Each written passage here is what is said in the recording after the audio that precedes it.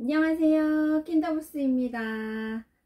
마음의 준비가 안 되어 있지만 여름방학이 점점 다가오고 있습니다. 길던 짧던 마음의 부담이 생기는 건 똑같은 것 같아요. 어떻게 이 시간을 알차게 보낼까 하실 텐데요. 오늘은 방학 때 아이와 쉽고 간단하게 아이들의 마음을 사로잡을 과학놀이 준비해 봤습니다. 과학적 원리를 잘 이해하지 못하더라도 아이들이 볼 때는 또 마법처럼 느껴지거든요. 오늘 영상으로 마술사 엄마가 한번 되어보세요. 첫 번째 실험입니다. 풍선 하나로 시작할게요. 모두 잘 아시는 풍선 정전기 실험인데요. 준비물 풍선 하나면 재미있는 시간 보낼 수 있어요. 아이랑 함께 풍선을 불어주세요. 근데 이럴 때 또 아이도 한번 불어볼 수 있도록 시도해 주세요. 풍선을 먼저 탐색해 보시면 좋을 것 같아요. 길쭉길쭉 늘려보기도 하고 아이가 바람을 불어서 불어보기도 하고. 잘 안 되잖아요. 힘든다는 것도 아이들이 알면 좋고요.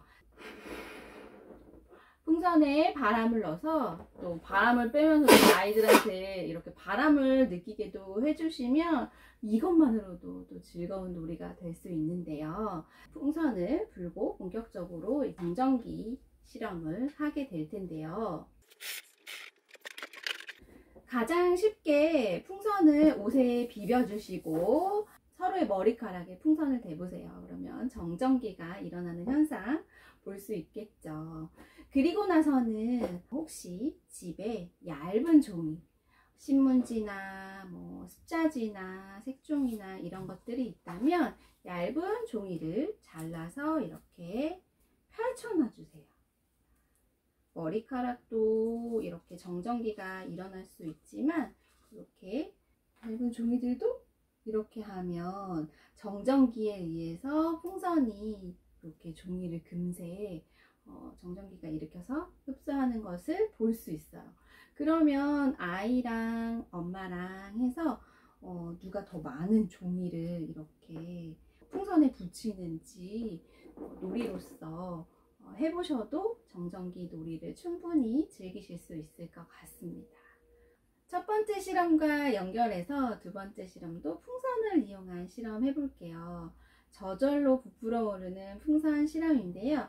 먼저 준비물은 풍선, 식초, 베이킹소다, 그리고 빈 페트병이 필요합니다.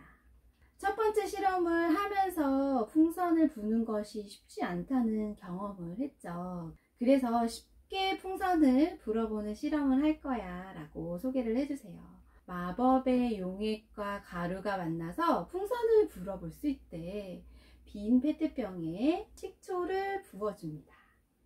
식초가 붓는 순간 냄새가 확 퍼지잖아요. 그래서 또 이럴 때 아이들과 냄새도 맡아보면 좋겠죠.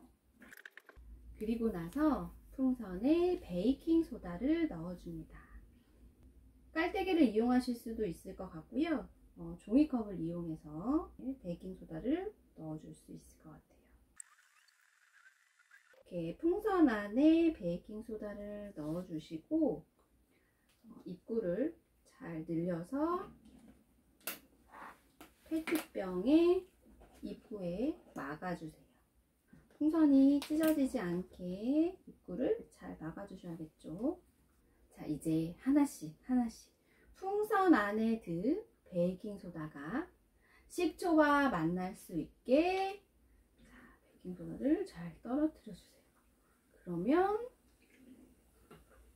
바로 풍선이 입을 대서 바람을 불지 않았는데 이렇게 저절로 너무 손쉽게 풍선이 불어지는 걸 볼 수가 있죠.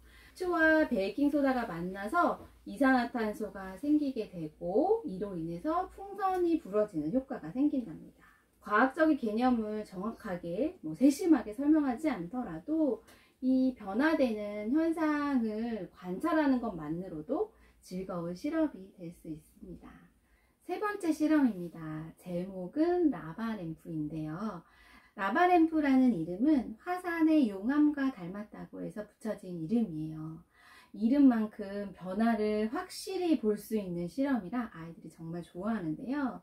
준비물은 투명 컵, 물, 식용유, 그리고 발포 비타민. 발포 비타민은 약국에서 손쉽게 구하실 수 있겠고요. 물감이나 혹은 색소 이용하시면 됩니다. 물과 식용유는 서로 다른 성질과 밀도를 가지고 있어서 서로 섞이지 않는 특징을 가지고 있지요. 섞이지 않는 물과 기름 사이에 발포 비타민을 넣게 되면 발포 비타민에 들어있는 구연산과 탄산수 나트륨이 만나면서 이산화탄소가 발생하게 되는데, 이때 이제 근처에 있는 물과 함께 식용유 막을 뚫고 올라오는 모습이 보글보글 끓는 용암처럼 보이게 됩니다. 그래서 용암을 닮았다고 해서 라바 실험인데요. 이때 발포 비타민을 너무 많이 넣게 되면 용암처럼 끓어 넘칠 수도 있으니까 적정량을 넣어 주시고요. 기름막을 뚫고 올라가는 것을 보기 위해서 기름의 양이 물의 양보다는 조금 더 많아야 이 변화감을 더 잘 볼 수 있게 됩니다. 실험을 해보겠습니다. 그래서 이렇게 투명 컵에 물을 채워 주시고요. 그리고 그 위에 물 높이의 2배 정도 되는 기름의 양을 컵에 부어주세요. 그 전에 조금 이 변화감을 더 잘 보기 위해서 색소를 넣어서 색깔을 만들어 줍니다. 색깔은 어느 색깔이나 상관이 없고요. 물감을 집에 색소가 없으면 물감을 이용하셔도 됩니다. 자, 이렇게 투명한 컵에 색소를 타서 물의 양보다 2배 정도의 기름을 부어주시면 물과 기름이 섞이지 않는 것을 아이들이 쉽게 볼 수 있게 됩니다. 자, 이렇게 기름을 부어줄 때는 좀 섞이는 듯 하지만 조금 시간이 지나면 이렇게 물과 기름이 완전히 분리되는 것을 볼 수 있습니다. 자, 이렇게 물과 기름이 나누어져 있는 이 상태에서 이제 발포 비타민만 넣어주면 실험은 끝나는데요. 이때 조금 더 효과를 잘 보고 싶으시면 휴대폰에 후레쉬 기능을 켜서 컵 위에 올려주세요. 그러면 변화가 더 멋지게 볼 수 있습니다. 그래서 전기를 소등해 주시면 더 멋진 광경을 보실 수 있을 것 같아요. 발포 비타민을 넣어 볼게요. 발포 비타민이 녹으면 이 기름 위로 이렇게 떠올라요. 그래서 이렇게 용암처럼 부글부글 하는 모습을 볼 수 있어서 아이들이 이 변화만으로도 정말 재밌어하는 실험 중에 하나예요. 아주 간단한 재료로 간단한 과학 실험입니다. 물과 기름이 섞이면서 재미있는 용암 같은 현상이 일어나게 됩니다. 실험이 끝나고 나면 신문지 같은 걸로 기름을 잘 처리해서 일반 쓰레기로 버려주시면 돼요. 이게 물과 기름이 섞여 있다 보니까 다시 재사용하기는 힘들더라고요. 잘 처리해 주시면 간단하게 아이들 재미있는 실험 해볼 수 있답니다.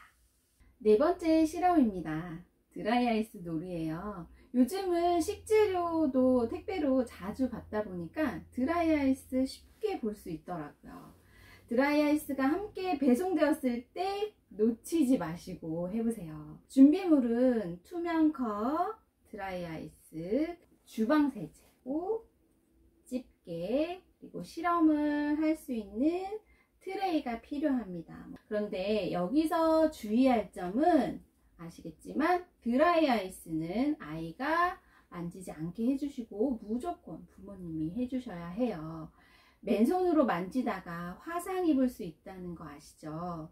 그래서 실험 전 아이와 꼭 약속을 하고 시작하세요. 드라이아이스는 손으로 만지지 않기로. 드라이 아이스는 고체에서 기체 상태로 변화하는 성질을 가지고 있기 때문에 안개 효과를 낼 때 사용하기도 하지요. 그래서 일상생활 중에 이런 것들을 보신다면 또 아이에게 이야기해 주실 수 있겠고요. 오늘은 또 간단하게 실험을 해볼 수 있겠습니다. 투명 컵에 미지근한 물을 넣어주세요. 그리고 여기에 드라이 아이스를 넣는 것만으로도 변화가 시작되죠. 바로 이렇게 멋진 효과가 나타나게 되니까 아이들이랑 이런 효과만으로도 정말 재미있는 놀이들을 할 수 있어요. 여기에 장난감 같은 거를 추가해 주면 또 아이들이 재미있게 역할놀이도 할 수 있겠고요. 그런데 드라이 아이스는 이산화탄소가 만들어지기 때문에 환기를 시키면서 실험해 주시는 것 잊지 마시고요. 기차로 승하되는 모습 관찰해 볼 수 있는데요. 이렇게 보다가 여기에 세제를 추가해 주면 보셨죠? 이렇게 얇은 막이 생기면서 너무 터뜨리고 싶은 이 상황이 생기죠. 세제를 계속 추가하거나 물을 부어주면 또 더 재밌는 현상들이 계속 이어질 수 있으니까 아이랑 이렇게 실험을 해보시면 좋을 것 같고요. 너무 재밌어 하겠죠, 아이들이? 드라이 아이스 생겼을 때 이 실험 놓치지 말고 해보세요. 주방 세제가 아니더라도 물과 드라이 아이스가만 만나도 저희들에게는 현상을 볼 수 있는 재미있는 과학 실험이 된답니다.